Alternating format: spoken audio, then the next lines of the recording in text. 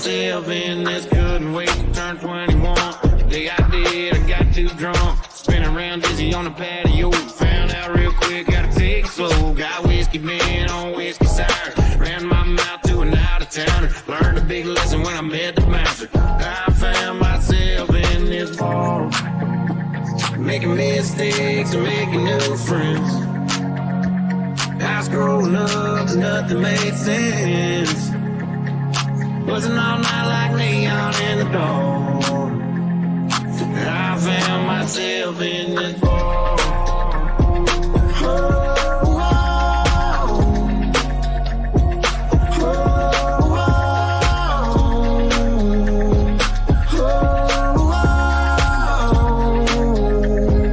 I found myself in this bar.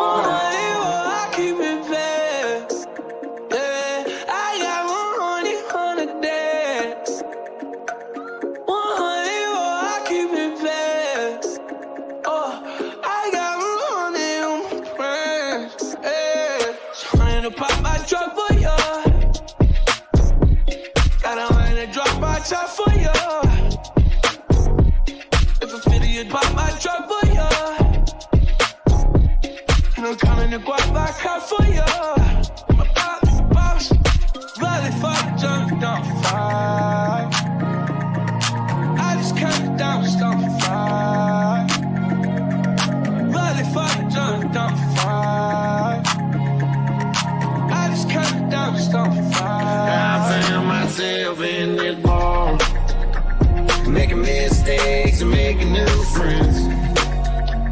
I was growing up, nothing made sense. Learning how to live with a broken heart. I found myself in this bar.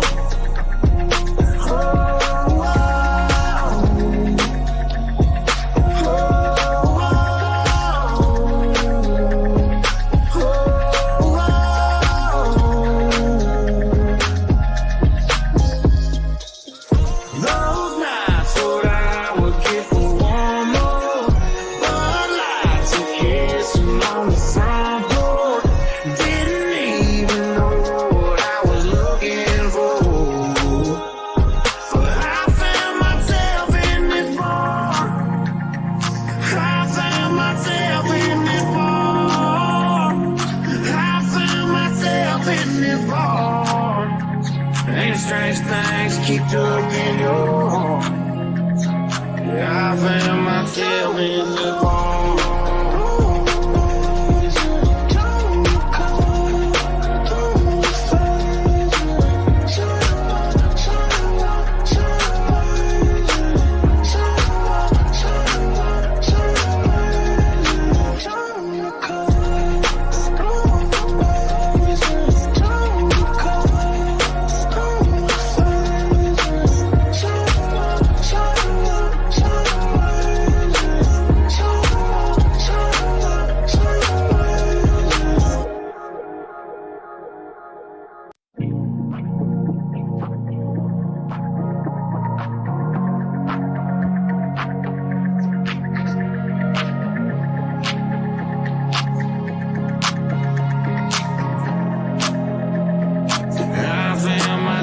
In this, couldn't wait to turn 21. The day I did, I got too drunk, spinning around dizzy on the patio. Found out real quick how to take it slow. Got whiskey man on whiskey sour, ran my mouth to a lesson when I met the master. I found myself in this bar, making mistakes and making new friends. I was growing up, nothing made sense. Wasn't all night like neon in the dark. I found myself in this bar.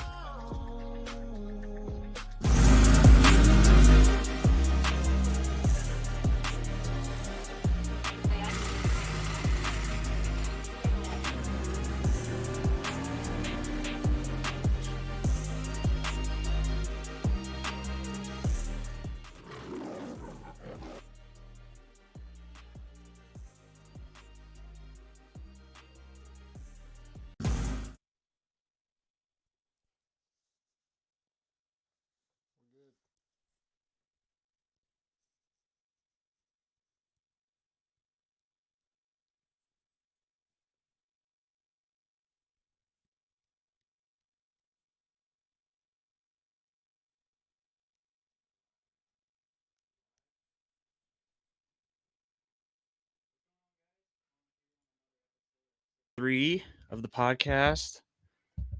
Still working technical difficulties out. Still trying to figure this whole podcasting thing out. And as long as I live, I'll still say that I'm a drag racer, not a podcaster. So just stick with me here. Um, Today we have Craven Moore on. Some of you may know him. He is a track owner. He is a racer. He's a promoter. Anything that touches wheels, he'll drive. Uh, Lo and behold, Craven Moore.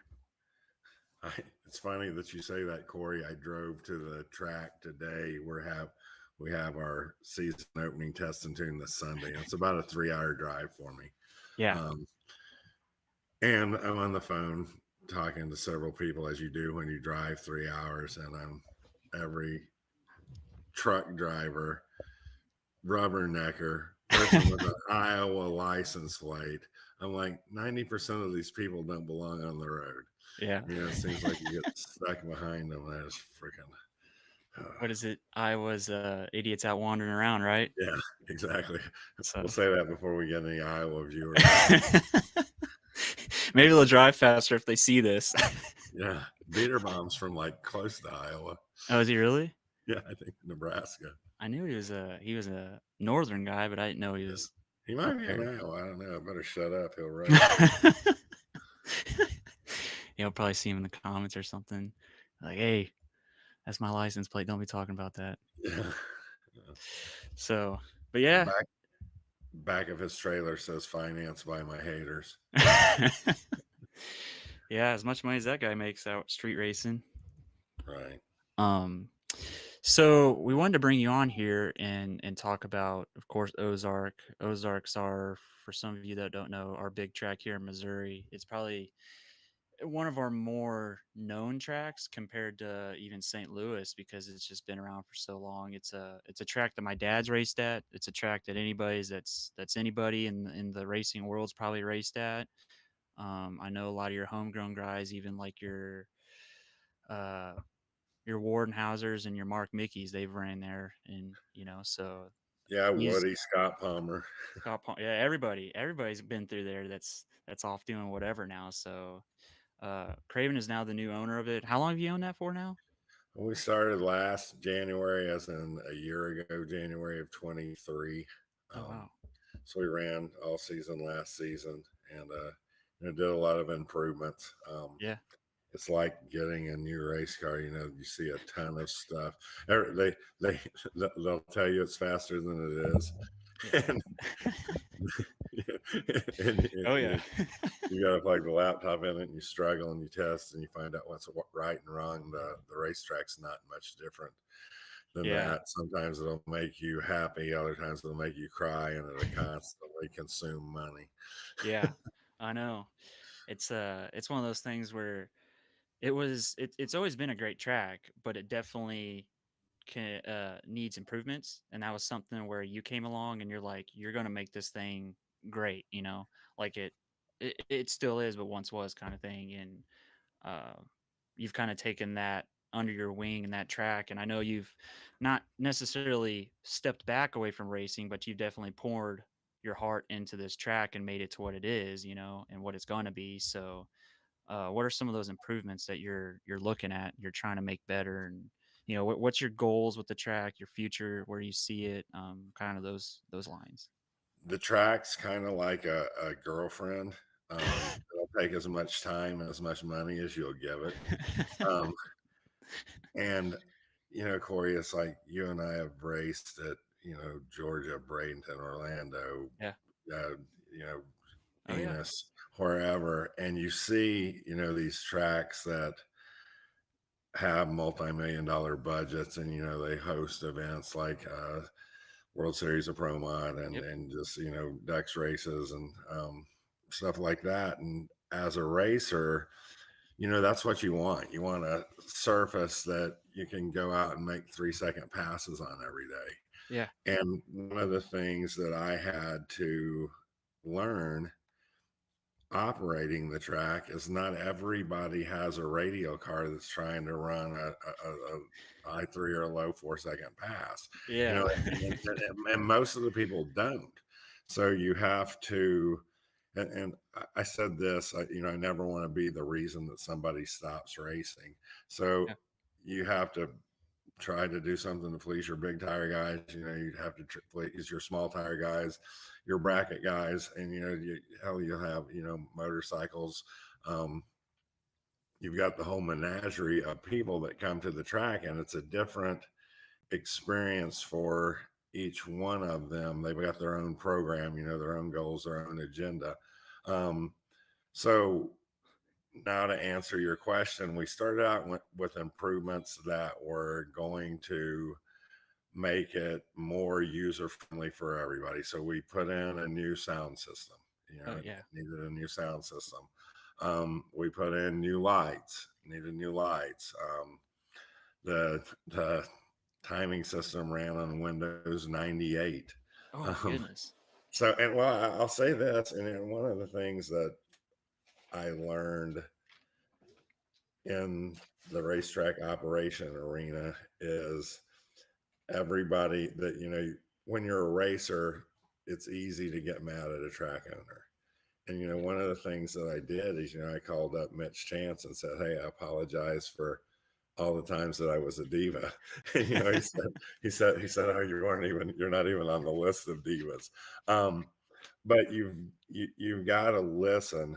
Social media has made people cry louder, and that makes it easy because you hear what people want. And if it's something that you can do, if it's fixing the bleachers, if it's fixing the sound system, if it's the lights, if it's Yeah. less downtime, if they you get some of the craziest requests. But we started to make the fan experience better, and then we try to make the surface better. And I think that we got a handle on it about the middle of the year last year, and we started seeing there's new track records were set in big tire and small tire both, so we're doing something right with the Yeah. surface.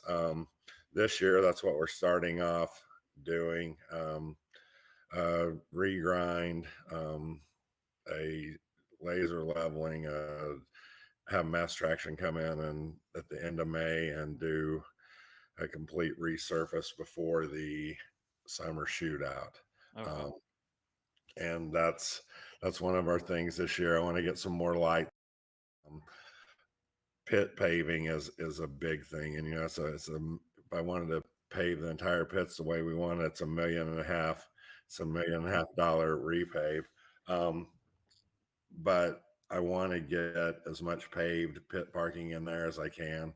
And I want to get, there's 700 feet of concrete walls in there now. There's 800 feet of concrete walls. We're going to add 400 feet to each side, 420 feet to each side to get it almost to the quarter, because, most of the stuff's 8-mile racing anymore. I wanted those Armco guardrails while they serve their purpose. And I watch nostalgia funny car races. I was watching last week, Wes Buck, or a couple of weeks ago, Wes Buck shared the NHRA show from Bradenton in like '88. Yeah, I seen that. That's cool. And one of the things that I watched, if I would watch that 3 years ago, I would just been watching, Force and McCullough and all that stuff. Well, I'm looking at it from a facility standpoint. I'm like, oh God, look at the guardrails, and that's to answer your question. One of the big things we want to get out, I want to get the guardrails out. I want to get the bathrooms. We've got regular bathrooms on the spectator side. On the pit side, we've got porta potties. Yeah. And one of the things that I have to be conscientious about is spending the money in the right place. Yeah. And if you don't have, as you guys know, we come in and race, we're the entertainment, but any money that the racer brings in tech cards, goes right back out in a purse. So for the track to survive, unfortunately, hell, I'll be happy if it would just break even eventually. You got to keep the fans entertained. You got to keep the spectators comfortable, and you've got to realize that not everybody likes the same stuff that you like. And I think we did a good job with that last year, where we had just a wide spectrum of different stuff, where we started out with, JJ the Boss. We end up with Joe Zoper's Builders Brawl. Yeah. We had some fast radio racing mixed in. And this year, we've got a couple of dragon drives. We've got Sick Week coming. We've got the Circuit Dragon Drive. And it gives people the opportunity that like different stuff. You're not constantly competing for the same fans ass in the seat. So, whether you're going to have a demolition derby, a tractor pull, a monster truck show, or freaking top fuel dragster out there making a pass, you've got to appeal to everybody. And it's definitely a learning process. Yeah. Yeah. I definitely can see, because we used to go there pretty often and watch racing before you bought it. And it was held together and it was a good track, but it was definitely like that grassroots track that you went to, and you didn't go and expect to see your World Series of Pro Mod style cars, or even the cars that we race at the Georgia stuff, and the stuff that you're doing to it. And that was one of the big reasons why we like racing your track now and are okay with racing your track with the caliper car that we have, is you're putting a lot of thought into safety as a racer. You're like, man, if I got wrapped up in that guardrail, it wouldn't be good, and as a liability on your side, that's not good either. So the guardrails are big, and then I know the pits, those are going to be big when you get those redone. The lighting, you're elevating the whole field, of that track, and just making it bigger, better. And doing that, you're bringing in a lot of big events, like you said, the Builders Brawl, that was a big event. And with Joe, and then you're bringing in the JJ the Boss, that was a big event. And I think before it, Ozark may have been falling off the map, but you're definitely out there reviving it, and not just keeping it going, but making it what it is, and keeping the name going, for everybody. The first time I ever went to Ozark was the summer of '86, and it was closed, and there wasn't a gate, and there was a ditch dug across the track at probably 800 feet, Oh right? man. And I mean, you talk about that, you're talking about 40 years ago, Right. but I've went there ever since. Mocan was open then. Ozark opened back up in the 90s, and then they got big with street machines when the Street Machines Nationals came to Springfield and were at the fairgrounds. Right. And they Pops Wood and just a lot of guys that came before me Street Machine Nationals is still a big event. The place is Yeah. packed, but if you look at Street Machines 2005, Yeah. holy crap. That's an event that people if you want Street Machines, that was a big accomplishment. You see guys, one of the things that I appreciate is the guys that went before me, like, the Don Irwins. When you look Right. at that guy's career, he's raced out there since 74. Yeah. And you can take Don Irwin to SEMA and people know who he is. Yeah. It's not a lot of guys, that are big in the sport now, looked up to Don. And one of the things that we did last year is that every shootout, we either tried to do a memorial for a past racer that had passed away, or we tried to honor a racer that was a legend, had a legacy. And we did the Don Irwin shootout. And one of the things that's been most rewarding operating the track is just seeing the smiles on the faces of guys like Don, that they're recognized. And that's one of the things that I think that we brought to the table that hadn't happened, and people that hadn't really looked at. And I hope that other tracks do that. I see some of the tracks have adapted some of our ideas, some of the stuff that we did last year, they're doing this year, and I'm fine with that. went to a drag strip operations meeting 3 weeks ago, and there's 13 tracks represented there. One of the things that I said is, cooperation happens at the top and competition happens at the bottom in business. Yeah, And 100%. I talked to Carl Blanton at Mocan, in December or November, and said, "Hey, I want your schedule." And I think he's like, "Why do you want my schedule?" I said, "I want to set any event on top of you. I Yeah. want you to be here. I made my first competition pass ever at your track in '86. So I worked with the Harpers and the Maybriers out at Mid America.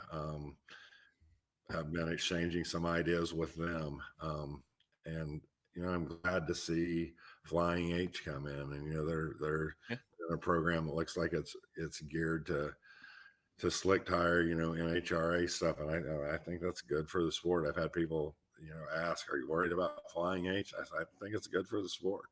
Yeah. But I'll pass the ball back to you. One of the things I don't want to do is alienate our grassroots guys, Yeah. our people that have supported the track and raced out there for years. Yeah. When we added the time slip app last year, some of those guys, were like, "I want my printed time slip." And then, Yeah. and we had put the printer out there in the ET shack out there. By the end of the year, that none of them are getting the time slip. They're on the app, and I was they're probably looking. one of those guys. I was not big on the digital app thing because you get so washed in there, but so you got to keep up on it. But it seems like a lot of tracks are going to it, and it's just kind of it's a nice thing because you could just run back to your trailer and you have it already, and you don't have to worry about losing it and stuff. But yeah, that's cool. I know. It's cool that you do stuff for the racers, and I've always noticed that is you are for the racer and you're for the fan. You're not about you in the track.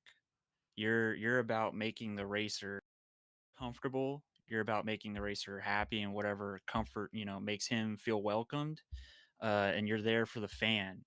Like when it comes to you see a lot of these tracks, and especially as much as we travel around and race, you see a lot of tracks.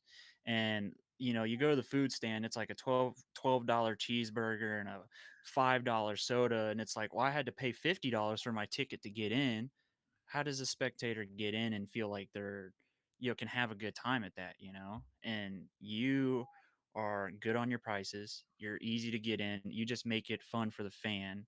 And then as a racer, you thank the racer for coming to your track and like are genuine about it. You're just not like, hey, thanks. You're just like, I really appreciate you coming and supporting the track, and that's nice hearing it as a racer because you don't hear that a lot from, track owners and track people and nothing like that. So that's something No, you're doing different. and I do. One of the things that we did this year that you just reminded me of, it had always been 12 and under gets in free, right? And Yeah. when you were talking about the prices that we did in the concessions, it made me think of something I did this year. I'm like, with the economy like it is, if you got a family that both parents are working, and they've got 2 or 3 kids, and their kids are 13, 15 and 16, it's gonna cost them an extra $45 or $60 to get in an event. Oh, easy.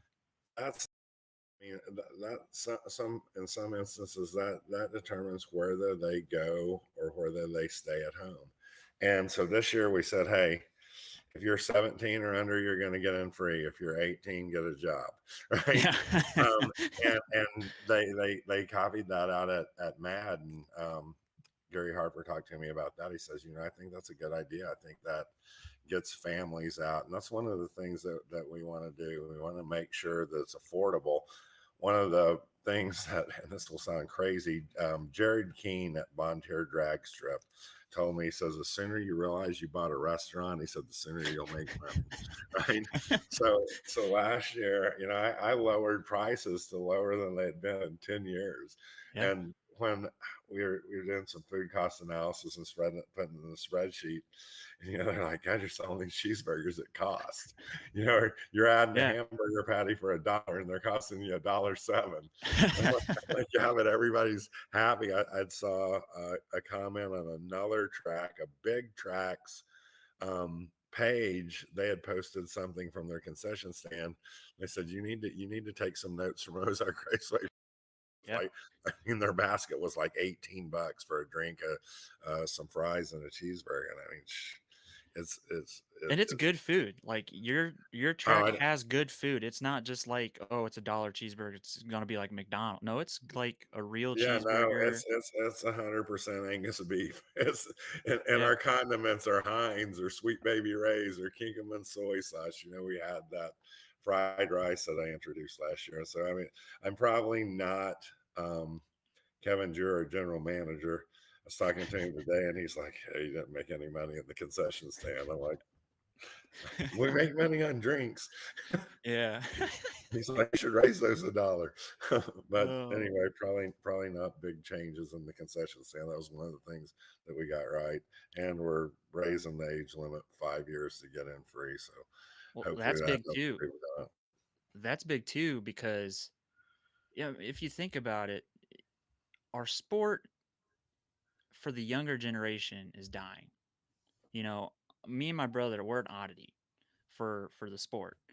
And you just go below us and it's unheard of. You don't have a real big following in the younger generations, and it's dying. So whenever you allow now from a 12-year-old up to a 17-year-old who has maybe his license, is probably out on the street farting around, maybe getting in trouble, that, oh, why don't you go to the drag strip and you get in free.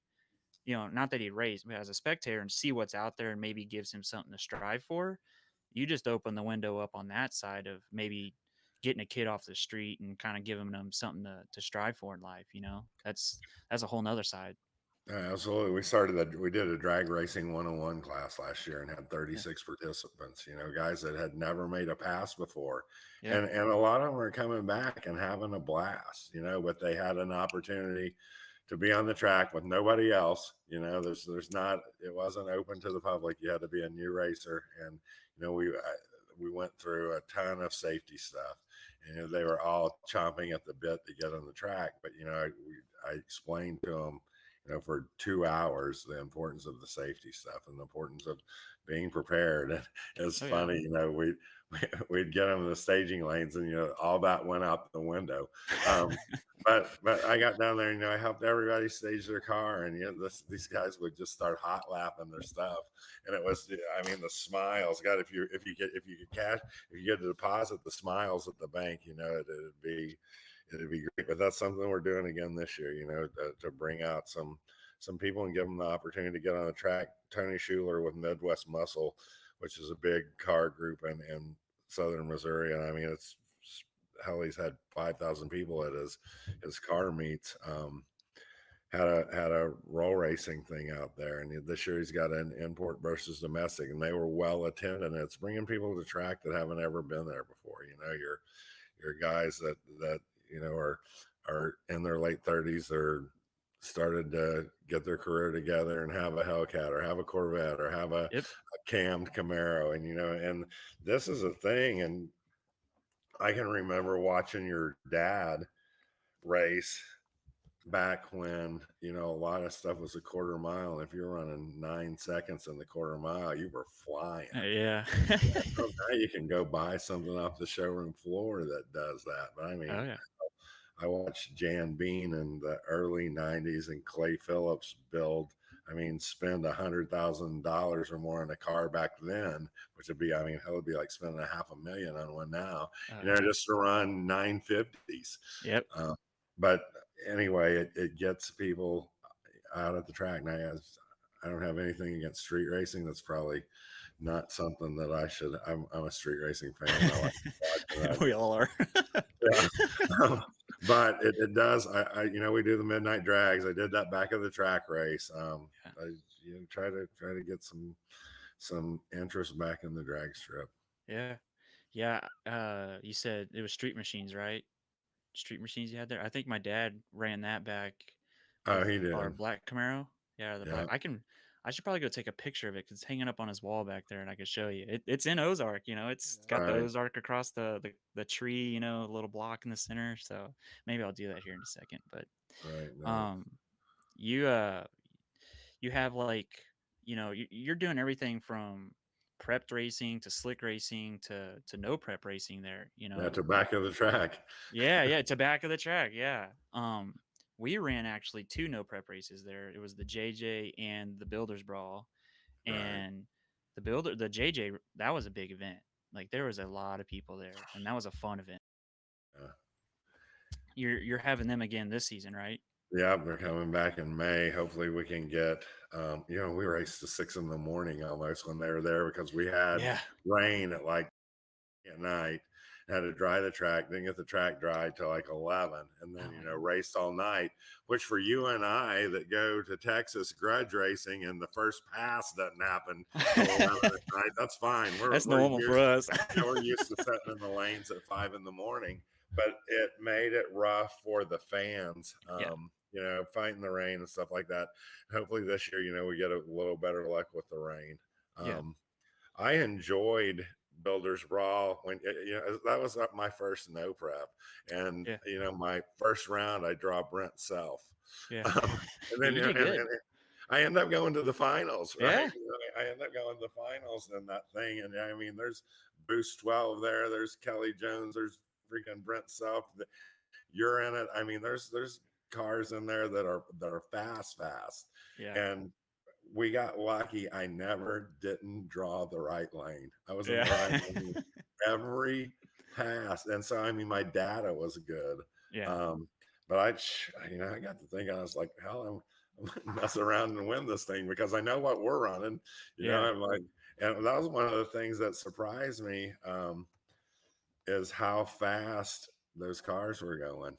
Oh yeah. Yeah, they're fast. There's some sub 450 stuff going in front side no prep, and I didn't realize it was that fast. Oh yeah. Like we were running, so I ran every single one of his Builders Brawl races. The first one was in St. Louis.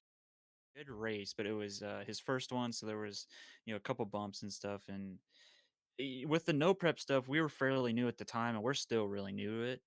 Um, when you build the track up, he kept running the big tires in one lane and he kept running the small tires in the other through testing. Well, that goes and builds up one lane and not the other.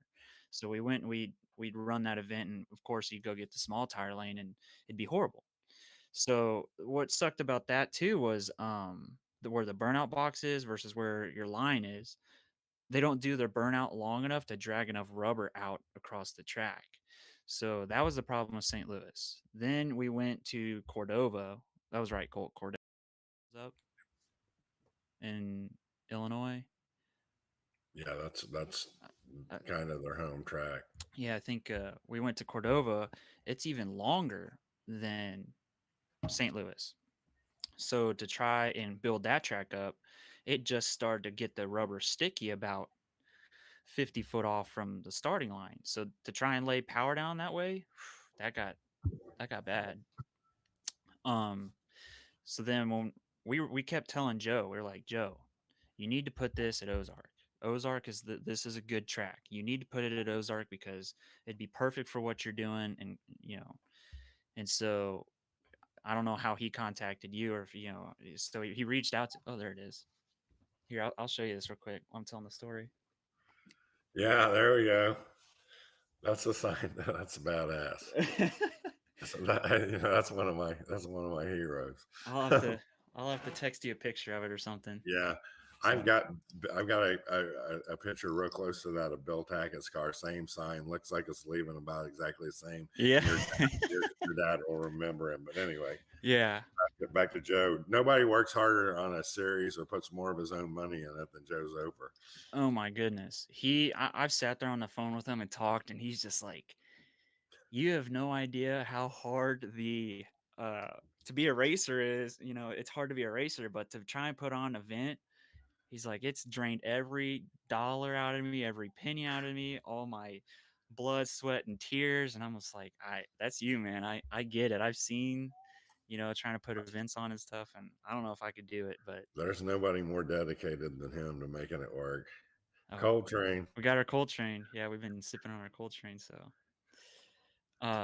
he definitely, and it'll catch wind, and I feel like there's a lot of people that show it will really boom. I've talked to him about this stuff. If he moved it down like in Texas, that'd be big, you know? Oh man, yeah, because the crowd's already there. And I think now that he's getting it televised and picked up a Yep. contract, that will make, that'll bring it out. You can remember the Pinks All Out crowds, Yep. it was a predecessor of Street Outlaws, and then how, the No Prep Kings crowds are now. And that, I mean, if he sticks with it, nobody's going to outwork him. And, No. I think he's got TV experience, Yep. so, He knows the right people. yeah, and I Yep. mean, he's dedicated to it. That's one thing I can say, man. That guy is dedicated to it, and he puts his money where his mouth is. Guarantees all his purses. That's one of the things Yeah. that we did last year. How we had 150 grand in purses last year, and that's something that the track hadn't had in a long time. And Yeah. people, people are like, oh, I can come down here and race and win 5 grand or 10. Brian Mitchell won 20 grand there last year. Yeah. Yeah. In one race. Anyway. Yeah. I was telling him, we were talking there, and he's like, he gets a good car count, but like any promoter, they want more. So he was asking, he's like, what would bring more? And I'm like, all us racers care about is money. So you raise the purse, more people are going to come, He's like, he's like, I want to do that eventually. It's just not right now. And he's like, eventually I want to get the purse up for small tire and big tire up to like 50 grand. I'm like, Right. the day it's 50 grand is the day you'll have over a 32 car field. Yeah, no, that's a fact. It's just one of the things with the economy now, sponsorship stuff is Oh, yeah. hard. I Yeah. mean, a ton of our stuff, I mean, sponsored by yours truly, so I know what he's going through Oh, when yeah. he, when he's doing it, because he's putting up a lot of that money. I mean, he's got some Yeah. great sponsors on board, but I know how hard they are to get. Yeah, I was sitting there talking to him, and he's like, not to any ladies out there watching, but you have it a little easier than some of us. So he's like, man, these women in the motorsports industry, they just call up, and next thing they get offers left and right. Yeah. Us that are trying to put on full events and promote companies and this and that, and we call up and they're like, well, we're already with so and so, and it's like, I got a full event going on. They just got 10,000 followers, So, but that's what I'll companies care tell you about now. something, Motion Raceworks, that you'll see them on South Georgia Motorsports Park app Yeah. and stuff, and they're putting a lot of money. Doug Cook made a Facebook post last week that said, hey, if you're in the motorsports industry, go sponsor your track, right? And somebody with a voice that big, I mean, I had all respect for him in that. I'm like, and I mean, and he sponsors so much stuff. But I give a shout out to Motion Raceworks and Doug Cook. They're supporting drag racing. Yeah. But Yeah, they always had, like, with Cletus being a part of that and stuff, they have a really good base to get their brand out there, and that's amazing.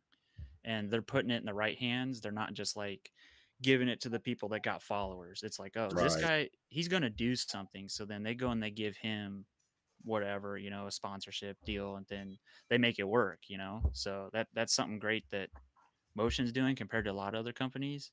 And the companies that I have behind me and stuff, they're the same way. They're like, we want to sponsor you to help you, not because of what, not because you have X amount of followers, because that doesn't matter. We're in it for the relationship, and that's the companies that matter, like Coltrane. They were in it for the sponsor, the relationship, and Turbo Start and Zycode. They're people that want to help me because they're good companies that want to help the good racer, not right. because they're out there trying to gift and gab for 10,000 followers and someone showing their cleavage. It's like, okay, come on, some of us are trying to actually I tell you, one thing, and I know I'm not trying to take over your show, but one of my favorite moments in racing is first round of Lights Out 2022. Go for it. You're in front of me, and you and Manny are the first pair down. You and Manny, right? And I'm paired with Tommy Yeoman, second pair down. Oh yeah. And Jamie Miller's tuning both of those cars, right? And you take Manny Bajinga out first round. I just watched Right. that video today. Dude, so you take Manny out first round. So I mean, I'm buckled up. I'm in the car, but I'm in the burnout box. So I see you just knock out Oh Manny yeah. Patinga at lights out, right? I'm like, holy hell, touchdown Georgia, right? So, Yeah. so then I realize I've got Tommy next to me. I got Jamie Miller pushing the buttons on Tommy's car. He's in that GTO that he flew. He turned into a 747 at Still, Alabama. I mean, that A thing real was, Pontiac bird, you know? yeah, I mean, that thing was legit. And I'm like, oh, man, I'm thinking I'm a first round duck. It's the lights out, but I do got Chris Bell on the keyboard, and Yeah. the track was a little tricky, right? Yep. And I take out Tommy Yeah. in the first round. And so I'm rolling around the corner at the return road, and you're out there picking up your shoes. And I know who you are at the time, but we didn't really have any type of friendship. Yeah. And I remember both of us, I jumped out and I'm like, ah, and you're like, ah. I'll never forget that, At it's that fun. moment we clicked, it was like Yeah, forever. I was like, can you believe this? These two guys from Missouri just took out two of the biggest names in Pro 275. Oh yeah, and Um, you know those guys are like, oh, these Missouri boy ducks, like they're easy rollovers, and then like you went out there and you marginally like put a gap on Yeoman, like you stuck them out if I remember right, and yeah, then we ended up, we went 3 rounds. yeah, you went far. Yeah, and Mo Hall, I lost to Mo Hall in the semis, and he won the race. But I remember we waited on him because he had hand grenaded his stuff in the round before, and we waited on him. I wasn't gonna. This is a guy that I've watched forever. No way I'm gonna try to hurry Mo Hall so I can get a bye Yeah, into the finals. Um, but I remember just thinking, and I cut a light on Mo. and, and, I think he was playing it safe, and he went like an '07, and I went an '01. So it made it made him chase us down. And then at Steel, Alabama, 3 races later, I think we went because we went. Well, it was at that time it was lights out. Then it was Sweet 16, yeah, and then we went to Steel, yeah, and you went deep at Steel. yeah. We Um, went. I think that was the race we went to the second round, and then we ended up getting booted by Preston, and it was by like I don't know a tenth or something. And then uh, we went to the second chance race, and we had to run up against Taylor Lassner, which he tried to burn me down and twice in on me and all kinds of stuff, and went out and spun, and I just drove right past him. And the funny thing is about that is we have his old transmission, so I beat him with his own stuff. But You guys um, won that race, didn't yeah, and you? we won it. Yeah. Yeah. Yeah, we won it against the which he's actually running at lights out right now. It's the orange gremlin, the orange gremlin, Yeah. and That's a uh, cool little car, and it's fast. it's fast. You would think that car would not be fast as it is, but it's fast for what it is. You know? With the RX-7, I battled that wheelbase stuff, and when I saw that Gremlin out there for the first time, I'm like, oh, there's no way. And I mean, he rips off a 380 something. I'm like, holy hell! How are you? I'm wanting to call him. Huh? What's your? Yeah, yeah. Bunch of Wisconsin people. They're from Yeah, Wisconsin, dude, right, there's Cole? some fast stuff Yeah. up there. Oh yeah. They just have like all winter to sit and tinker on their cars. They're not like us down, we start to dip into that, but down south, they just beat on their stuff all year round. Right. They're just all year round just racing. It's like, do you guys ever just take a break? Christmas. Yeah, that's one of the things I thought I wanted to just sell everything and move to Florida or Texas so I can race every month out Yeah, of the year. no joke. Move But there see, like towards Tampa. yeah. Like when I go to U.S. streets and I've been down there, it seems like weather. It's always cold in Bradenton in Yeah. January. Yeah, it's weird. But I'll tell you, man, they're freaking having some Victor Antonio Alvarez has got that track with Wes Buck. Those guys are freaking on another level, Oh yeah. promotion wise, track operation wise. Some people need to sit back and take notes from those guys' playbook. They're showing you how it's done. Yeah. I mean, I'd vote for Wes Buck for president right now. Yeah, they definitely, there's not another person in the game that's doing it like them, except for maybe Duck. But then even on the same level, he's doing like Wes Buck. He knows how to promote. He knows how to market. You know, when you go to his event, he's got banners everywhere. Like it's legit. You know, it's not like it's some, oh, we're just throwing an event and you know it's no different than any other. You know when you're at a Wes Buck Drag Illustrated event. You know, Yeah. so I've said this, and this sometimes will get some controversy, but you talked about Donald. You know, I've said for years that I think Donald Long should be in the Drag Racing Hall of Fame for what he's done for radio racing. And I yeah, mean, one of the things, love him or hate him, you're watching him. yeah, oh Right. yeah, And that's and one of the things I do like about Duck, I mean, he's in the lanes, he's accessible. That guy is not. I can text him right now, and I mean, he's going to get back with you. And he's sitting there, you know, at lights out with 500 cars at the track, yeah. thinking about how he's going to stir somebody up. And Stevie Fast being the number one qualifier at the 58 in RVW. Yeah. Yeah, Tidwell's going we sit there and my dad we'll sit there and talk about it because if you're anywhere near the drag racing world, you see all the drama with Donald and Stevie and just everybody, right? So you're just sit there and you talk about it, and he's like, my dad, he goes like, he's like, man, that stuff gets annoying, and I'm like, that's just it. It gets annoying. That's what Donald does is rub you wrong. I was like, Yeah, yeah, ah, that's what he's trying to do. I mean, he doesn't give a rat's yeah, ass. But yeah, I don't know. I don't know how he gets so many posts without hitting the spam filter. But the guy's a beast, and oh he my gets goodness. up early, and he's on the East Coast, but he's a 5 a.m. guy on the East Coast. So you'll wake up even if you're a 5 a.m. guy here, and Donald will already have some such content out there. And he's like 3 a day at Yeah, minimum. It's not yeah, just one a day, one a week. It's like 3 a day. he's savage. Oh my goodness. Did you see But any yeah, of the stuff Russell Foreman and I were doing? I didn't see none of that. Where was that at? We you know, Russell has, he had bought the white 5th-gen Camaro that Oh yeah. Justin Swanstrom had. Yep. And Russell and I are friends. He's got a 959 buck motor in it, lockup. I mean, it's on a Texas track, it's a 370s car. But up here, you know, I think the best he's been up here is a 17. But we've been going back and forth with the memes on Oh, those. Yeah. Okay. yeah, I have seen those. Yeah, those are funny. yeah. Yeah, those are But good. that's our own Midwest version of the Donald Long Stevie Fast show. Yeah. Yeah, Stevie's from Missouri. You know how he's right down the road. Yeah. Yeah, we'll have to figure something out there.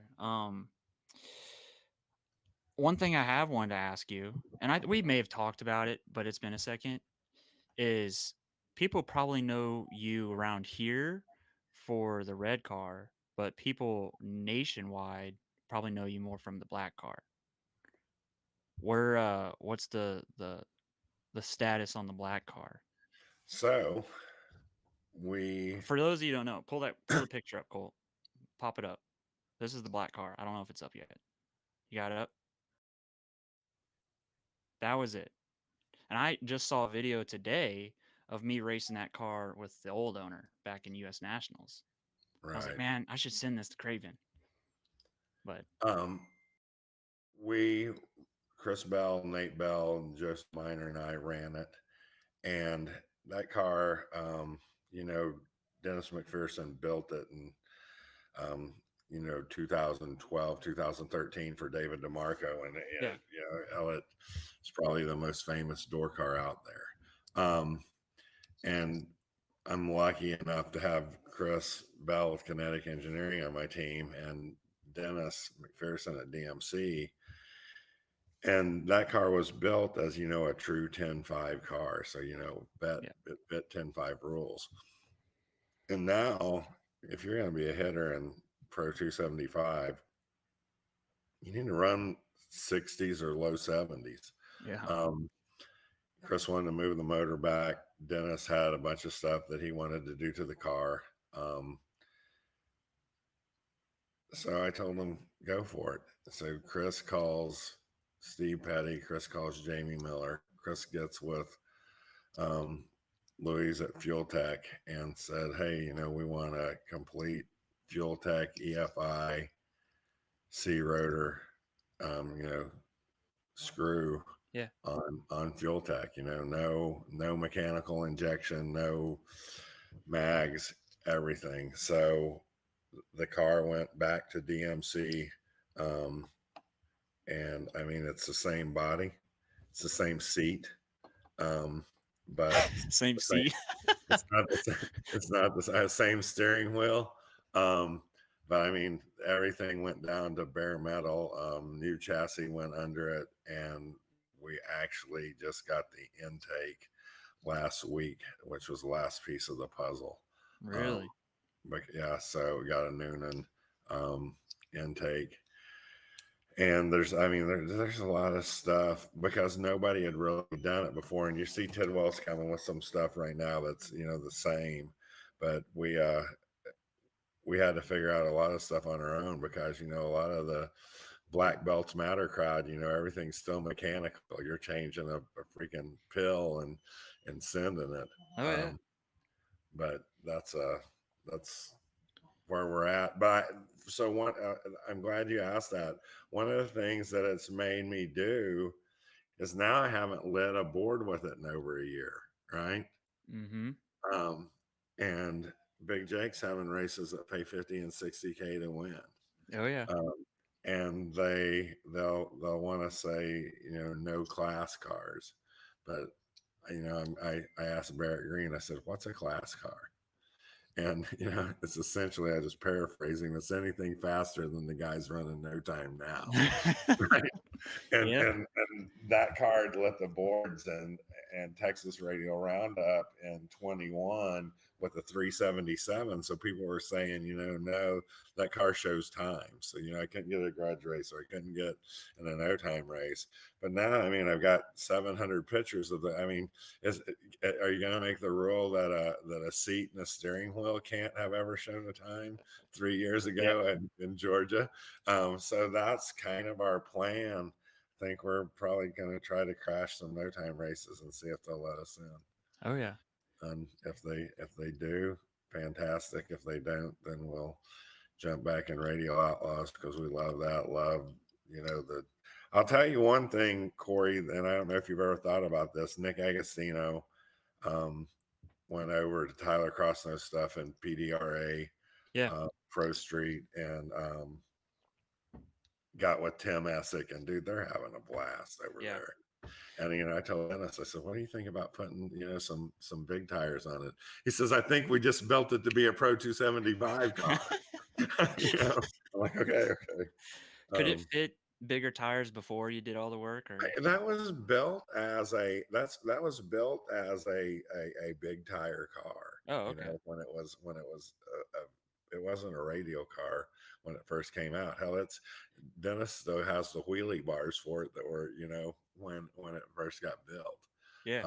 But yeah, and it before RVW went pro mod, it ran 372 and RVW trim back when that was fast, but Mickey's Malibu was just, faster at the time.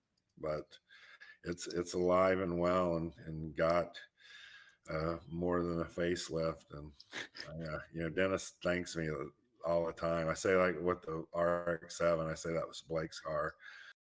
Dennis's car, I just get to drive it. Those guys have their life wrapped up in those cars, and they good job, and I'm fortunate to have those people in my life, for sure.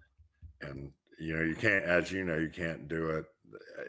You've got to get knowledge from somebody, or you drop below 4 seconds. I think you can get into the 440s on your own. And then, as I called Tim Slavens up before I got that car. And I asked Tim, because the fastest I'd been at the time was a 434, right? Okay. I said, what's the difference between 430s and 370s, right? And he said, a lot. Right? He's like, what are you thinking about doing? Um, and so I told him, and he's like, I've seen some of the stuff that you've done in the red car, and he said, I've seen you, use your head in times when it's got in trouble and not overdrove it, drive it. I think that you'll be fine. And another guy in that program is Darren Mayer at DMPE, smart blower guy, and so we got that car and we went and rented Martin, Michigan. This is a good story. We go to Martin, Michigan, rent the track, take the Buick up there, put a Liberty in it. When I got it, it had a Linko in it, a 2-speed Linko, and Yeah. we'd put a Liberty in it. And I'm sitting at Martin, Michigan with Darren Mayer, Chris Bell, and Craig Liberty, right? Okay. And I'm just like, I'm looking at these guys in the trailer, and I'm getting ready to make a pass in this car that these icons, Yeah. I watched Craig Liberty stuff. I want a Liberty 5-speed since the 80s. And I was like, holy hell, I just need to pinch myself. Is this real? And I was wound up. I went up there, my first pass, I cut an O2, and the car didn't shift because the Liberty 5-speed, it'll ride first gear for almost 300 feet and then shift the rest of the gears out. Well, it didn't shift. I clicked the car off. And I come roll, push car comes and gets me. I come back to the pits, and Darren Mayer is just ecstatic, happy. And I'm like, it didn't shift. He's like, I know, and you shut it off. He said, I finally got a driver in the car. He said, anybody else? He said, the rest of these guys would have hung the rods out of it. And that's not saying, that anyone in particular, but I was glad that I had enough sense to realize, hey man, this thing just bumped the chip, and I got out of it. But anyway, it's my first pass in it, and we got that figured out and started shifting it with the fuel tech and headed to the U.S. Street Nationals. That's the difference of saving a car and keeping a season going, especially now when you can't get parts, and sitting out a season and having a whole lot of zeros on a check you got to write. Yeah, Just being greedy and staying in it. And I know I got my dad down my throat. He's like, this is it. If you blow it up, that's it. I'm like, right. Don't blow it up. I get it. So yeah, that's major. Is knowing just when to let out and been in a car long enough to know, like, oh, it's not shifting, or it's got a weird click to it. I remember we were in Texas Motorplex at the back when we used to run the SCSN stuff, and we were in the finals of their no time back when they were running like Pro 275 no times, I think what their class was called. And I was sitting there and I got in the burnout. I did the burnout, and all of a sudden I had this weird, like, it sounded like a cylinder wasn't firing. And I was like, that's kind of odd. And it started to kind of get choked up. And I was like, okay, well, I started kind of leaning into it, and all of a sudden it just like was not sounding good, and it kind of puttered out. And so I radioed back to my dad, and I was like, hey, something's not right. This thing is not happy. It's like farting and spitting and stuff in here. It doesn't sound right. And he's like, well, just it probably like it probably got heavy. Just the air's heavy, just start it up and rev it up and try it again.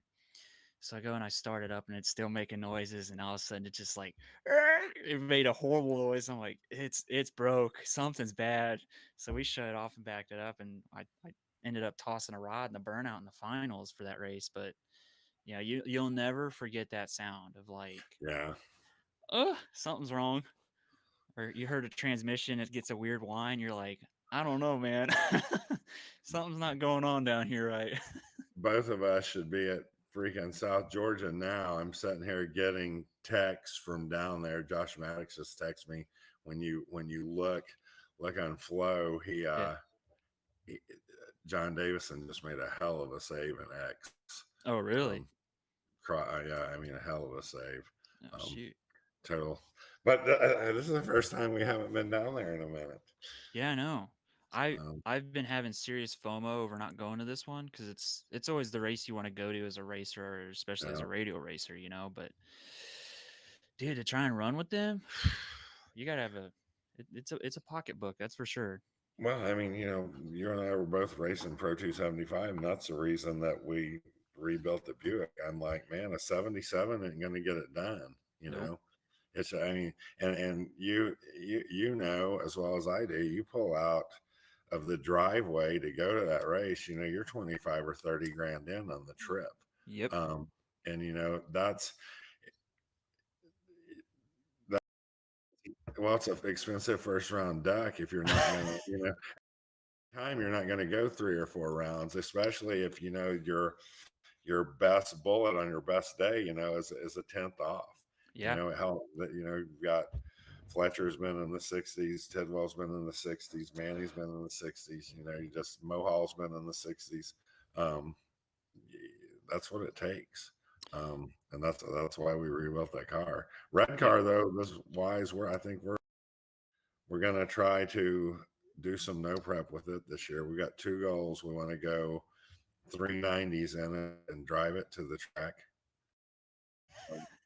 That'd be cool. It's a wet block. Like it's got working turn signals, lights, I don't even think title. some of them drag and drive guys do that unless it's pro mod stuff. Right. But and that's the thing, we were talking about a 97-inch wheelbase, 275 radial car because we went up 410 at 190 last year with a 111 Yeah. 60 foot. And I mean, we've been considerably faster than that in the 60. And we did the same thing that everybody does over the winter is hopefully did something to get faster. Yeah. So radial wise with that car, we're trying to run a 390 and drive it to the track. But we're also, after going to Builders Bra and just dealing with the people at that race and the like, man, I loved the atmosphere, Yeah. and like Brent Self was great. So we're gonna hit some of these no preps, man. Yeah. Yeah. The Like no and I prep stuff definitely is different from the radial stuff. That is for sure. Like radial stuff, it's pretty. You stick to your pit. You got what you got, and you're trying to. Your pit's almost. It's weird to say because in drag racing, you say as drag racers, you're all family and you get along and stuff. But when it came to the builders brawl, no prep stuff, everybody's like genuinely there to help the net guy next to him. When you get to the right. radial stuff, and grant the purses are a little higher, but it's pretty stick to yourself, stick to your crew, and we're there to cut your throat. Yeah, what I parked next to Austin Pruitt and Nick Agostino at Yeah. Ducks races where our parking was, and they were great. But one of the things, I'm glad you said that. One of the things that I noticed, like if you're at Ozark and I haven't raced you before, I'm going to ask you, hey, how you want to go in? You want to go in first? You want me to go in? Especially if it's a nitrous guy, a pro charger guy, a turbo guy, because you stage different. Right. And I won't say who I said that to at um, a big radio race, but I'm like, hey, how you go in? And we are both turbo cars, right? And he's like, we don't do that up here, bud. This is the big leagues, right? Oh my goodness. Yeah. I was like, all right, bet. And put him on a trailer. but I that was one of the things I was like, wow. And I didn't have that same experience with everybody, but I was like, all right. I was Yeah. because I basically told him, hey, I'll go in however you want. This is it's my first time at this Yeah. big of a stage, and he was a pretty a bigger name racer, and he said we we just go up there. All right, I rolled up there. I'm in a blower car. As soon as he lit his top bulb, I stuck it in. Blow bubbles over there, bud. Pull that thing up. It is definitely so, like as a younger driver and then racing at that level, I definitely got a lot of that flack, of like they were gonna mess with me on the tree, whether they went twice in and didn't give me time to spool or, just whatever it might be. And Right, I've been brought up as a driver to be calm enough to know what to do in those different situations. right. Luckily, I'd have really made some big mistakes, but when it came to everybody tries to like twice in on me. They'll just like tick tick, and then I'm like, I'm still trying to, and it's like, oh well, it is what it is at that point. And They can't run it without you. You got 7 seconds to get it in there. hey, they can't beat my thumb. I'll tell you that. My thumb's that's always been quicker than the guy next to me. That's all I can say. that's So that's what I tell guys in that drag racing 101 class.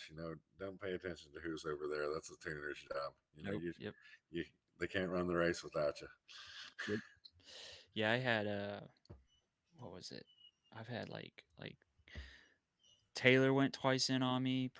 Went twice in on. Everybody's pretty much like twice in And on me, or if I'm telling you, they have been fast.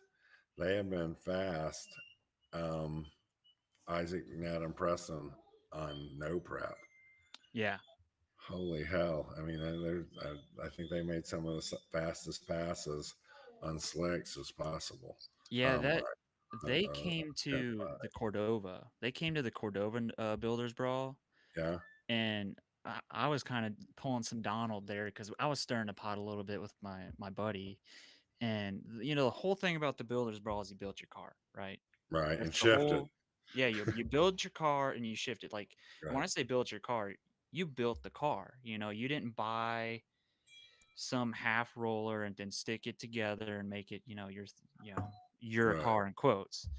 Well, not I think the week before that race, he went and bought that car from who's the old school like OG radio racer that used to own that Corvette before him. Like he was on Drag Illustrated. You know who I'm talking about? I mean, OG, old school radio racer. I mean, you got. He was the first in the fours, I think, was the thing. I don't You know were, who owned that car before them. it was a big name. I'm blanking right now, but went and bought the car from that guy, and then said I think he moved the motor or something, and then he's like, "Oh well, I built it." Right. I was like, "All right, okay, I get it. We'll go with that." And so that's why they're doing so good with that car. If you didn't know, but yeah, Was one of Ernie. They're tuning Ernie's car. Ernie really, Dan's yeah, car. yeah, Yeah, and I mean he's going fast. He's yeah, going. But there's another class act from Missouri. God, it's hard to find a better guy than Ernie. yeah. Yeah, he's a Uh, good dude. yeah, he is. And his stuff's fast. He's been around. Dude, he told me last October. He sponsored the 10-5 class at Street Machines, and then he came down for the Halloween Spectacular race, and he told me, he said the track's better right now than it was at No Mercy last week. He said, I'm telling you, the track's better than it was at No Mercy. Right. Really? I mean, nobody bought more glue than we did last year. Like we went through so much stuff, just trying different stuff and trying to get a good surface. And I mean, 3 or 4 different glues, and that's a lot of that was probably my fault. Just listening to this is the latest, greatest stuff before we kind of got on to, a really good what it's about to make a good surface. Right. But Ernie telling us that is like, you've got a better surface right now than they had at No Mercy last week. Made me feel pretty good. Yeah. I was like, because that's a guy that's been down a lot of radio prep drag strips. Yeah, yeah. Yeah, I noticed I wanted to say this earlier when we were talking about the no prep stuff and the track and Ozark and stuff. When we were at that Builders Brawl, or not the Builders Brawl race, when we were at the JJ's race, we went and like we put a gun on it. Remember how sticky that was? Dude, it pulled. I put a meter on it, right? Yeah. Dude, it was pulling like 480. Yeah. It was You know, nuts. What does a yeah. radial track pull? Well, I mean, so Kurt Johnson and I had this conversation. There's another smart guy with TVC that's Yeah. who preps ducks races, and he said one of the things that he explained to me. He said it's more about the rubber that you have down than the glue that you have down, and that's one of the things that I learned at that JJ's race. Because I told Kurt how much it pulled. meter. He's like, yeah, you had all that rubber from all those passes, all those big tire cars, you know, putting good layers of rubber down. And he says, you know, that's just a coefficient meter. When you put a piece of rubber to a piece of rubber, it measures friction. Right. And he's like, those are your best tracks. He said, if you can get that, and then you put a light coat of glue down, then you put rubber down, he's like, that's where you'll get, you know, the freaking monster stuff. Because I remember your dad and Cole and you and I were down there on the line, and we were like, holy hell, we need to be out here in our freaking radio cars. Yeah, that's a I'm racing that race this year, yeah, on a radial, right, with yeah. a lockup. Um, and I'm gonna, one of the things on JJ's stuff that I don't know if anybody realizes, he moves the starting line out to the 60 foot, right? Mm, And you're only that's right. I running remember that 600 now. feet, right? Well, we've all got our, you know, our rev limiters, everything in the tune set for 660, Yeah. and he's got his stuff tuned to 600. Um, and I mean, that's 10% of the track, you know, it's 10% less. Yeah. Um, so that's one of the things, you know, one of the things that I try to do is study the sport. You know, it's one of the things I noticed when I watched JJ. I'm like, he's racing 600 feet. Everybody else is racing 660. Um, I didn't even think of that. You know, remembering back, I remembered we were placed further forward, but wow, that and, was a lot of it. I didn't even yeah, think of that. yeah. Yeah, as we want to bring my red. If it's gonna, the track's gonna come around like that again, we want to bring my red car for that race. I think that it probably will. If you Really? look at the schedule, it's scheduled, where you're going to see a lot of racing on it before they come. Now, that's one thing, he doesn't want you to spray and he wants Yeah. to. His caveat is, you know, he wants the track clean. You know, Yeah. wants it clean, no glue, whatever. However, it's there. I mean, he wants it to be safe. He don't want a demolition derby. But you know, he does. He scrapped, but he doesn't want it scraped either. You know, that's he just wants it however the street would be on that day. You know, however Mother Yeah. Nature makes it, just make sure it's not dirty. Yeah. You know, and that's, that guy's a street racer. He said Oh I yeah. had my reservations before they came, and I knew that they'd bring everybody in the 4-state area to watch Street Outlaws, right? I knew what the crowd would be, but I was surprised with how professional they were on the back end. You know, everything they did was really transparent. The lady that runs his stuff used to be the manager at Memphis. I mean, Yeah. she's got everything. I mean, everything down to the pennies on the spreadsheet. And his stuff is fast. You know, there isn't any Oh yeah. junk he's running. It's pro line Emmys. You know, it's Yeah. Oh yeah. there's there's nothing. The only thing that's you know, redneck about those cars is how they present them. You know, Yeah, I was about to say he that's sells it. He sells it just right to where it's like, oh, I just pulled this out the field, and it's like, man, you pull the front end off that, it's got a Alan Johnson Hemi in it. Yeah. yeah, yeah, yeah. Yeah, I know what fields you're in that have M&M lockups in them, but you know, Mark Williams rear ends. But yeah, this Uh, RK Racecraft chassis. Man, But yeah, he's when got did they start putting fuel tech on field cars out there? Like, yeah, yeah, yeah. yeah, no, that we were sitting there. Who was Cole? Cole was running that race, and that was a brand new car that he was running, and it's a full legit. He ran MPK with that car, and he was there. He didn't win it, but he went to the finals. Well, and he chased because he ran in that car. Clay Cole ran like 405 or something the week before that. So he kind of knew what he was running. You know, he ended up going to the finals of an MPK race in Texas. So, I Yeah, mean, that's a brand new Cameron Johnson, you know, Proline MH7 car. I mean, it's fast, but he chased. And I asked him afterwards, I'm like, God, it was such a clear jump. He said, I thought I could drive around her. I said, you only had 600 feet to do it. And I said, you gave her a 200-foot head start, right? And I'm like, yeah. yeah, he He had would that have extra won it. 60 though. Yeah, Tony DeGeorge said he won the night before they jumped, and his car nitrous backfired and died and didn't leave the line, so he didn't chase, and that's why he won. He Uh, tried to chase, but yeah, Clay Cole.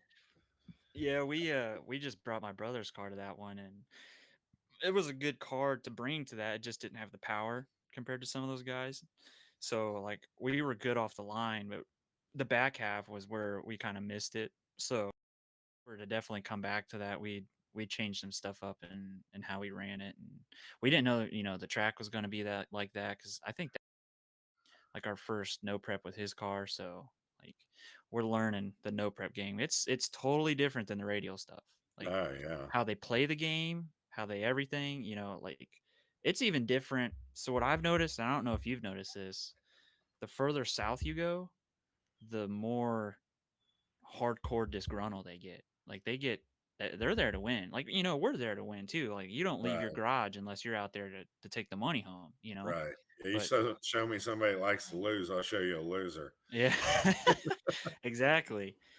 They like when we go to Texas, they're they're to the point where they're cutthroat to win. They're the ones that will, instead of like, hey, we'll give you the extra 5 minutes to turn your stuff around. It's like Right, they're not here, we're running and we're gonna take the money and go home. No handshake right, at all. right. It's like you not think that from Texas, right? They're all handshake state, but that's how they are down there. You could Yeah. tell it when they race there in at South Georgia. If you get some Texas guys or you get some just Georgia racers there, they're different down south compared to Missouri Oh, or even up north. that Texas grudge race scene. I mean, the yellow belly crowd is Oh, they're oh my goodness. they're a different breed.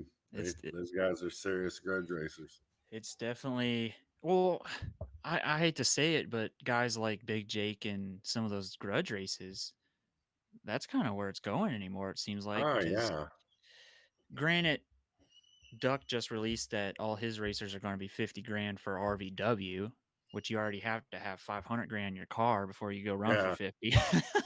But, it's he raised it to 50, but nowhere really else is putting up a purse that for our style of cars is like worth you to drive across country, and right, go run for that kind of money. So grudge right. racing though, I mean, shoot, you could take the red car and you can go and be running for 30 grand, and that's good, for that car. That's one thing about my red car. If I put, it's all steel, all glass, Yeah. except the side windows. I could put, and most of those all steel, all glass classes should really be called some steel, no glass. Glass Or, ish. yeah. Some steel, some glass. When it's no hood, okay, no front end, okay, Lexan, Yeah, no okay joke. for safety. All right, it just has steel doors. um, but I know the number that car will run. I thought about taking it to Big Jake's race. We've done, some converter stuff with Marty Chance and things that we're gonna try this year. I mean, I think the car would be competitive in that class. I don't know. One thing that you started off saying is the amount of time that takes to run the track um, takes you away from racing. And I'd like to race every weekend from freaking. I'd race every weekend if I could, but Yeah. I think we run as hard as anybody in the Midwest. We'll run 18 times a year Yep. with the red car, and it's hard to do that and also make the track as successful as you envision it to be. Yeah. You need to be, and that's one of the things that I've committed to be this year is to be at the track every time it's open, unless I have a big race at somewhere else. And Yep. I'm not going to run as much series stuff, like radial stuff that I did in the past, just for that reason. Right. Because I've got to get the track where it's a well-oiled machine, or it's where at least where it's satisfactory to me. I tell my people, don't half-ass anything, and I can't half-ass run a racetrack. So Yeah. I have to, and that's one thing that I mean, I'm committed to being there every time the doors open this year. Yeah. Well, that's what you got to be is you see a lot of these people away from racing just as a business. They go, "Oh, I'm going to be a millionaire." And they go and they have this business they go and they set up and they get it kind of rolling, but before they get it self-sustainable, they step away and then it fails and they go, oh, "What happened? It was making money." It's like, "Yeah, it was making money when you were there."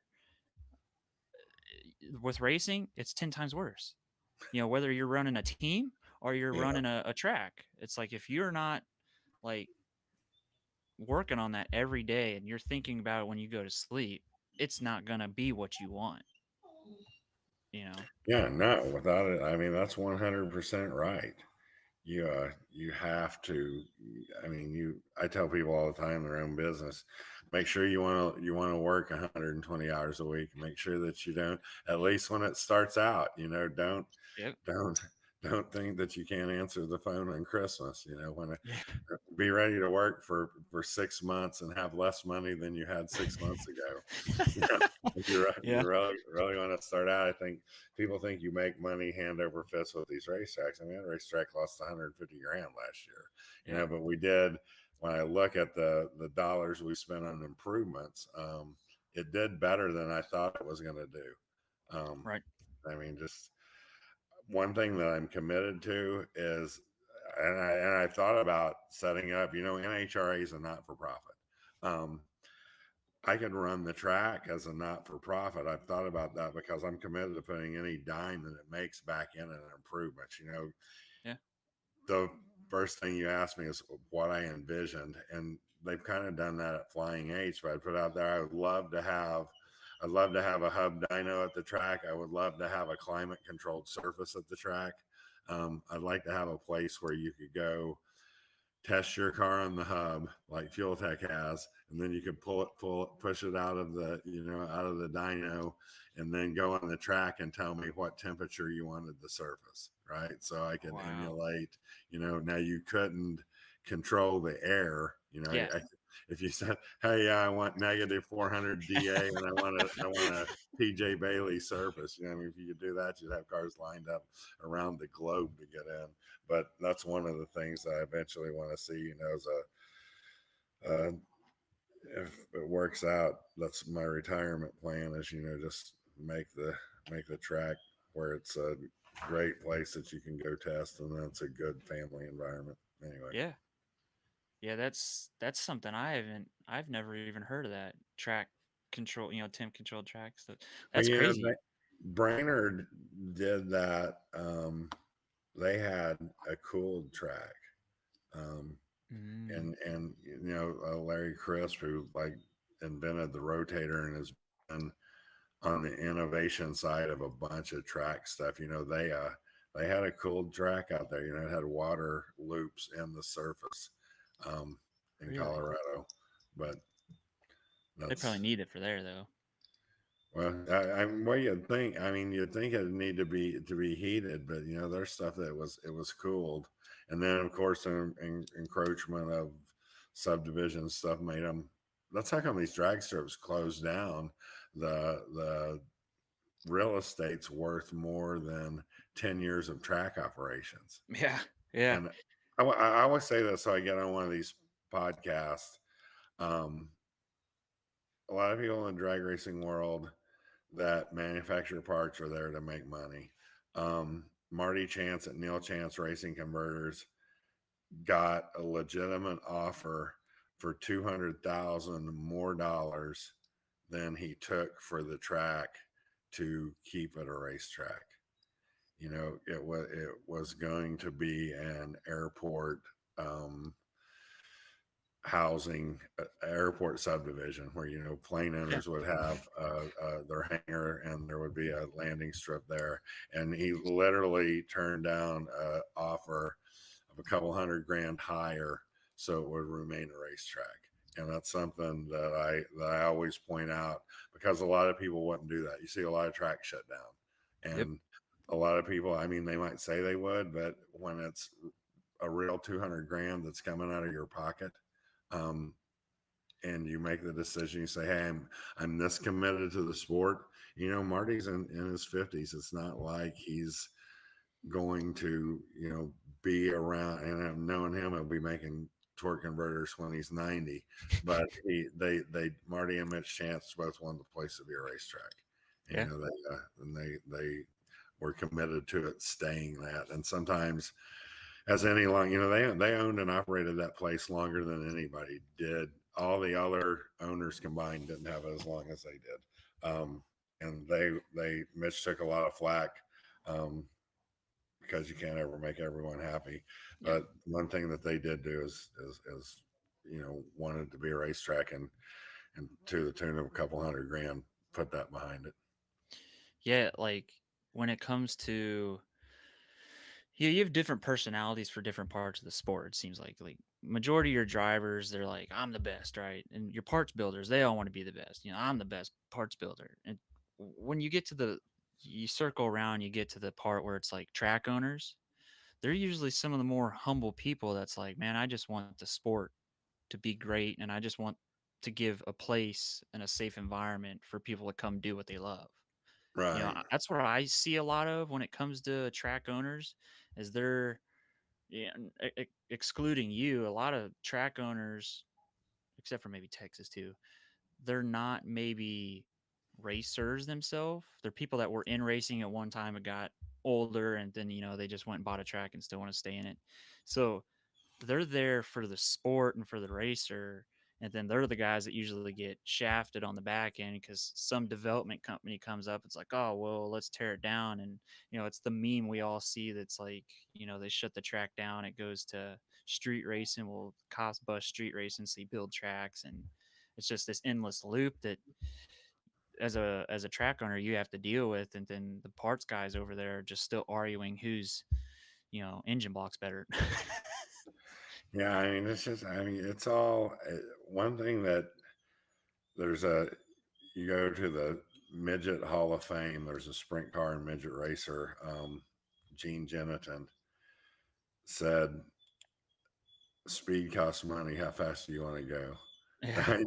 Yep. And the guy's won.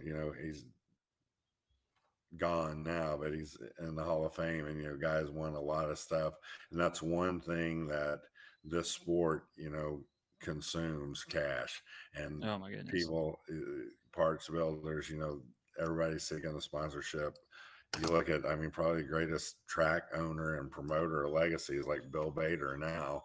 And hell, when COVID happened, he's like, I don't know that we can go a year without a show. Yep. So it's a thin margin business. I don't think people realize that, or realize people put their hearts and souls into it. Carl Blanton at Mocan, he's been down there almost 30 years. Yeah. They done a lot for drag racing in the Midwest. Yeah. But You the thing that I think keeps Ozark going is that it is like a part of Missouri Americana, let alone drag racing Americana. So you have that behind you, and then what it does for your community, that speaks volumes. Because St. Louis has been around, it's iconic, the gateway and all that. But I think for your true racers out there, Ozarks Ozarks in a lot of people's blood. That's what it's right. about. You know. Yeah, there's people pulling for us. I look at guys that Jason Horde, Jeff Martin, just guys that had reached out last year, that have went on, been successful on a big stage, but said, "Hey, I wanna support you. Yeah. I want to buy a parking spot. We're not going to come, but what can I do to help you?" Yeah. Jeff Martin last year bought $1,500 worth of parking for other people. Wow. Just because he wanted to support us. Jason Horde last year bought $500 worth of parking for other people because he wanted to support us. And stuff like that makes you feel like you're doing the right thing. Yeah. You get that core group behind you. That's really what matters. Yeah, but I mean, it's what you were saying, Corey. They had been at Ozark. That's where they started. Yeah. They had raced there 20 years ago. The place is still there, and hopefully it'll be there for many years to come. Yeah, for sure. Yeah, I hope it's still around for from when my kids maybe step into the sport if that's what they want to do, and that's somewhere they can race. It's shoot, that'll be 3 generations at that point, wouldn't it, Colt? So that's crazy, and it's probably already been 3 generations, 4 generations deep for other people. So that's definitely why Ozark's iconic, and uh, we have a picture here we could pop up so people, for anybody that hasn't seen or doesn't know, Ozark that's maybe not from Missouri or is from Missouri and just have never seen it. We have a picture popped up here. Um, the most iconic track in itself because it's so noticeable. It like your tower. It's a log cabin. How many other tracks have that, right? Right. Like that just makes it unique and it gives it that like homely feel. So uh it's that track that'll always be, I think, a part of Missouri culture, racing culture. I'll tell you one person that I want to mention that's a huge help to promote drag racing, keep it going, is Larry Jeffers buying the IHRA. Yeah. And Larry's, giving away IHRA memberships where tracks would have to pay, a couple $1,000 for a licensing agreement. Larry's came in and said, hey, we're committed to making sure everybody's got good insurance, making sure that the sport's safer, and I'm gonna put my money behind it and sign you guys up for 3 years at no cost. And he's this year, he's done a ton for bracket racing. He's got another series out this year that they're running pro mod races, and he's making IHRA great again. And I mean, Larry's doing a ton for the sport of drag racing, besides building badass race cars. And then end out there trying to take credit for it. You talked about running streetcar super nationals with Mel. He's got Mel there at the IHRA with him. And Yeah. my dogs are come here. They're ready. They're ready. I was at the track from all day, and then I come home and they're like, "Dad, what are you doing?" You Ready to immediately got play. theater. Yeah. But thanks to Larry Jeffers for everything he's doing to keep these drag strips operational and bringing the safety component and the IHRA Ironman trophies back. I mean, God, if you go back 30 years ago, IHRA was as big or bigger than NHRA. Yeah. And and a lot of times it was more outlaw and faster. And I mean, Yeah. finally it's got a badass back at the helm of it. I'm freaking. Yep. If Wes Buck was running for president on one side of the ticket and Larry Jeffers was on the other side, it'd be a hell of a decision for him. Be a hard pick. Yeah. Oh man. Well, we'll go ahead and we'll cut it off here. I know you probably got to let your dogs out, and you probably want to relax here for you have to get back to the track tomorrow. So we'll give you the stage here, and we'll let you talk about anything big coming up this year. Anything expected, new races, races you already have. We're Just kicking your it off stage. April 6th with the front side no prep with BJ the flagman. There's about 20 grand up to win guaranteed there. That's one thing that we do. I've guaranteed all our purses. That's if you come to Ozark, you're going to get paid if you win. We followed that up with a spring shootout at the end of April, which is our class 10-5 limited 275 are our bracket classes, and I mean they're good shows. Then JJ the Boss comes in. We've got the Circuit Dragon Drive coming. We've got a big announcement that we're getting ready to make in the next couple of weeks about a series that's being developed that's going to bring some of the biggest names in the sport to There we go. some of the tracks that have been around for a long time, but have kept up their safety equipment and kept up their surfaces. And I mean, that's all I can say, but it'll make a splash in the sport when these guys release this series. And it's, there's some major players behind it. So we'll have that in July. Then we'll have Street Machines. Hey, We'll have street Trying to take the machines. stage. Yeah, yeah. My dogs want to talk. We'll have street machines in September, like always, second week of September, like we always do. And we've got a Limpy's backside race in the fall. And then we've got the sick weekend. 666 kicks off that race. We're their first stop in That'd be October. big. That's good So because that's no one will be broke. yeah, those are the big events, and we've got the Automobile Club of America hosting their national race there this year.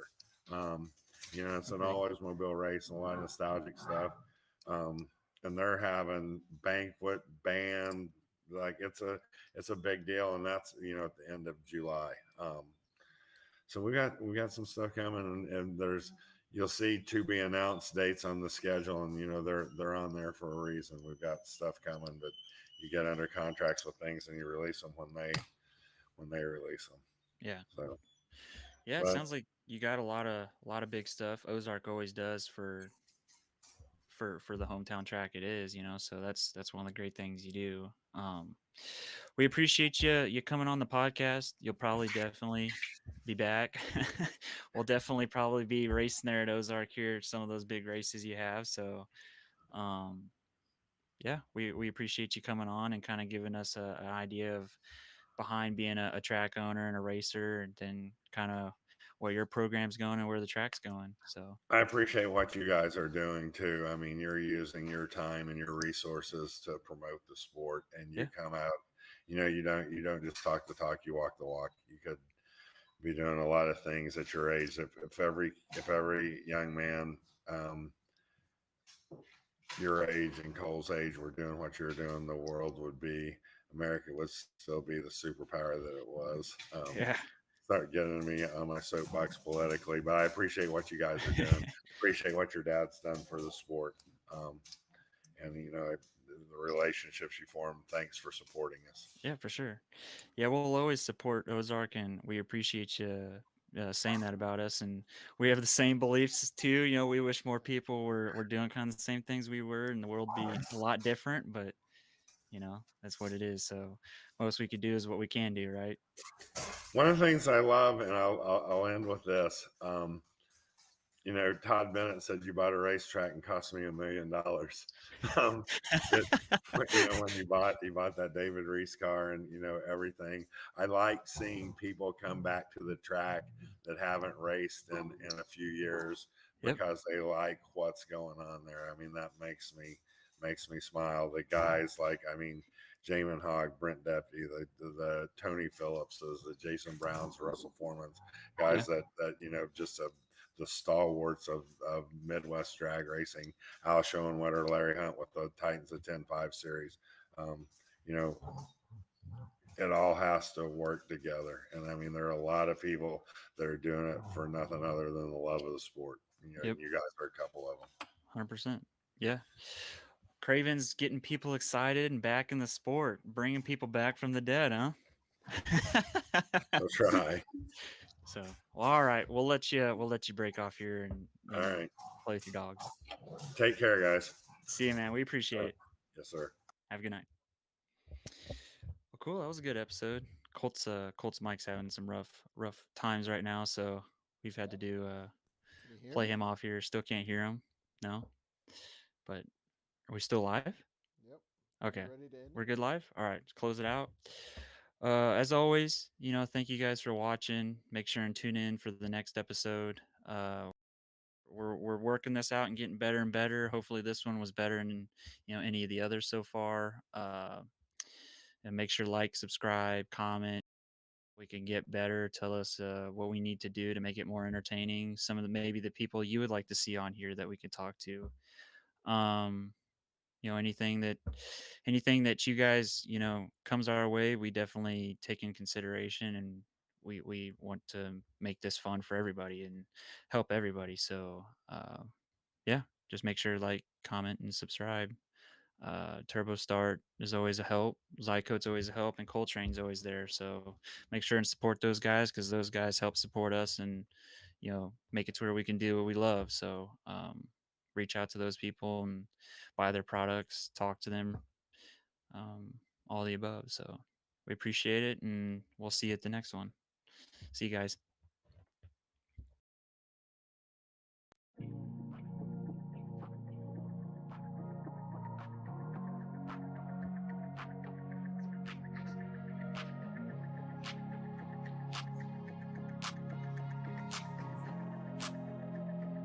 I found myself in this, couldn't wait to turn 21. The idea, I got too drunk, spin around dizzy on the patio. Found out real quick, gotta take it slow. Got whiskey man on whiskey sour. Ran my mouth to an out of towner. Learned a big lesson when I met the master. I found myself in this bar, making mistakes and making new friends. I was growing up, nothing made sense. Wasn't all night like neon in the dark. I found myself in this bar.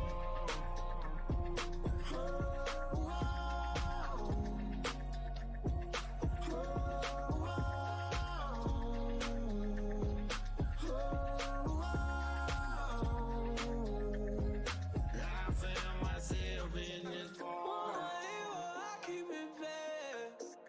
Yeah, I got 100 days. 100, I keep it fast. Oh, I got 100 on my friends. Yeah, trying to pop my truck for ya. Got 100 drop my top for ya. If a 50, you pop my truck for ya. And I'm calling the guap back out for ya.